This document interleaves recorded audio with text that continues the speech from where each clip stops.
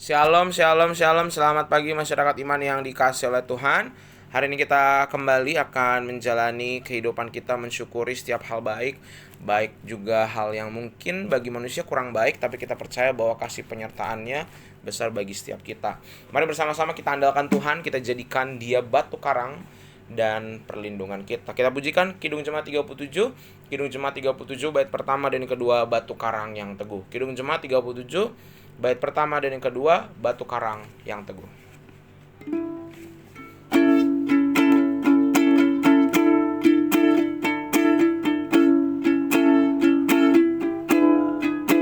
Batu karang yang teguh, kau tempatku berteduh, karena dosaku berat dan kuasanya menyesal.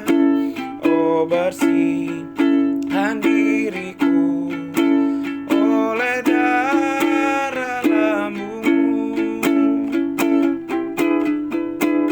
Walau aku berjerih dan menangis tak henti, apapun usahaku tak menghapus dosaku, hanya oleh kurbanmu kau selamatkan diriku. Mari kita berdoa.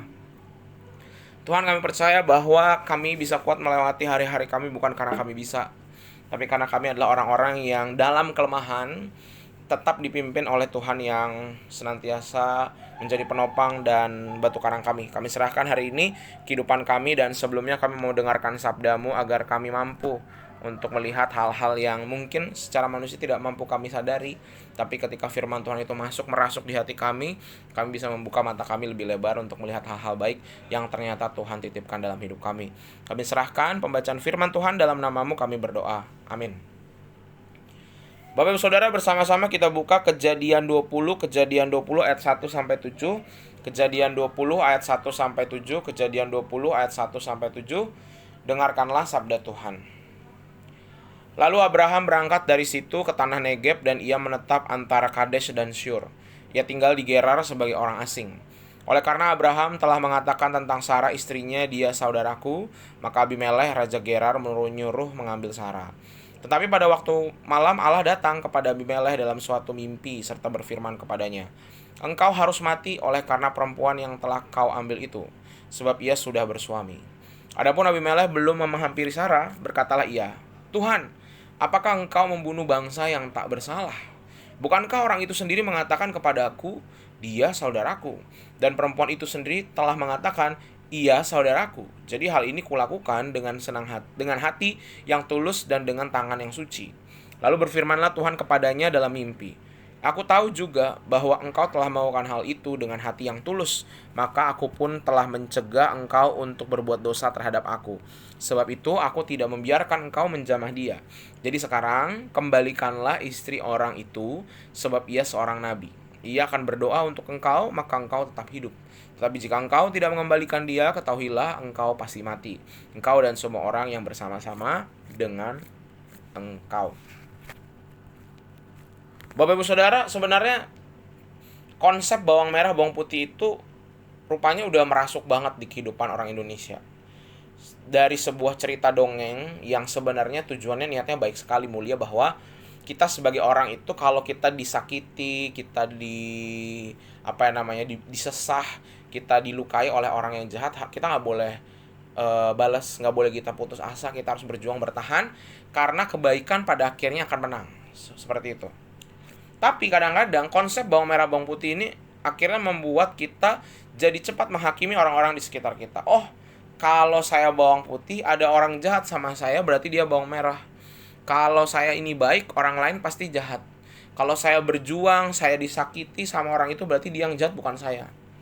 Sehingga kita seringkali menjadikan diri kita protagonis, tokoh utama, sedangkan orang lain itu selalu jadi musuh, selalu jadi penyebab kehidupan kita hancur berantakan. Dan akhirnya kita mengacungkan jari telunjuk kita menunjuk kepada orang lain ketika kita punya masalah. Nah, yang menarik dalam bacaan ini mengubah pola pikir kita bahwa tidak selamanya orang baik itu baik, tidak selama orang jahat itu jahat. Bahkan orang baik bisa melakukan hal yang buruk, orang yang dikira jahat malah bisa melakukan hal baik. Dalam bacaan kita bisa melihat bahwa Abraham yang tadinya harusnya posisinya bawang putih tuh, tapi dia justru berbohong dan melacurkan istrinya, berupaya merasionalisasi kebohongan-kebohongannya. Sementara Abimelekh yang katanya tadi ya raja orang yang tidak percaya kepada Tuhan. Jadi bisa dibilang kalau istilah pada masa itu raja kafir lah gitu ya. Tapi justru dia punya hati yang tulus. Dia bertanya dulu, nggak langsung asal ambil si Sarah. Dia memastikan dulu walaupun dia sebenarnya dibohongi. Tapi yang menarik adalah Tuhan justru datang ke mimpinya bukan Abraham, mimpinya si Abimelekh. Sehingga kita bisa melihat bahwa justru orang-orang yang tadi yang dianggap musuh, dianggap orang yang kurang baik, tapi rupanya justru dari sana keluar hal-hal yang baik. Jadi Tuhan pun berkarya bagi orang-orang yang kalau pemandangan kita katanya orang jahat, si bawang merah. Sehingga Bapak Saudara, hari ini kita mau belajar sama-sama apa sih, kita mau lihat dari pengalaman Abraham sama Abimelekh ini. Kita jangan cepet-cepet ngehakimin orang lain. Ketika kita sibuk melihat, aduh kenapa hidup saya kayak gini ya, kenapa ya banyak orang tuh kayak jahat banget sama saya, ngomongin saya, ngegosipin saya, ngelukai saya, keluarga saya, pekerjaan saya. Coba kita balik posisinya, apakah jangan-jangan kita juga seringkali justru melakukan hal itu kepada orang lain. Kita melukai juga, kita juga membuat orang itu tertindas dengan sikap dan perbuatan kita. Kita dilukai dan kita ngelukain lagi orang lain. Karena kecenderungannya yang namanya kebencian itu akan menular.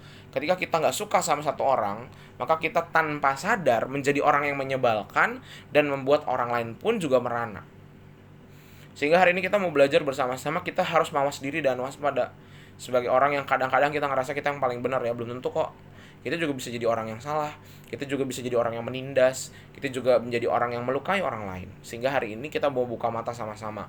Ketika kita menjalani aktivitas kita di toko, kerja sama orang, di keluarga, di pelayanan, coba cek hati-hati kalau kita nih mulai merasa tersakiti ya. Kenapa sih si ibu ini? Kenapa sih si bapak ini? Kenapa sih bos saya? Kenapa sih karyawan saya? Coba cek. Atau mungkin jangan-jangan sayanya juga kejam ya. Atau jangan-jangan sayanya yang gak peka ya. Atau jangan-jangan saya ini orang yang cukup menyebalkan. Kalau saya tanya, diberikan survei, apakah saya cukup menyebalkan? Coba buat survei itu berikan kepada orang, boleh jawab secara jujur. Apakah banyak orang berkata, iya kamu menyebalkan. Sehingga hari ini mari sama-sama kita mawas diri, jangan terlalu cepat menghakimi orang lain, perbaiki diri, dan kita percaya bahwa pasti Tuhan rindulah kita semua jadi bawang putih ya kan. Semua orang kan diciptakan amat baik. Maka potensi-potensi baik itu akan keluar kalau kita memunculkannya dari diri kita, dan kita juga menolong orang lain, punya potensi baik itu bisa keluar. Atau bahkan yang katanya udah gak baik, tapi potensi baik itu masih ada di dalamnya. Tuhan mampukan kita dan setiap orang yang ada di sekitar kita. Amin. Mari kita berdoa. Tuhan, terima kasih untuk hari ini kami belajar dari Abraham dan Abimelekh. Kami adalah orang-orang yang mudah menghakimi. Bukan tugas kami sebenarnya, itu bagiannya Tuhan, tapi kami suka ambil alih. Sehingga hari ini kami mau percaya, ajarkan kami tidak cepat-cepat menghakimi. Kami mau belajar cepat-cepat menghakimi diri kami. Melihat dulu apakah justru kami seringkali ngelukain orang lain. Mampukan kami agar bisa menjalani hari ini tanpa penghakiman. Dan mampu melihat bahwa setiap orang di sekitar kami sungguh amat baik. Kami serahkan, hanya dalam namamu kami berdoa dan akan selalu senantiasa bersyukur. Amin. Selamat pagi, Tuhan Yesus memberkati, tetap bersemangat.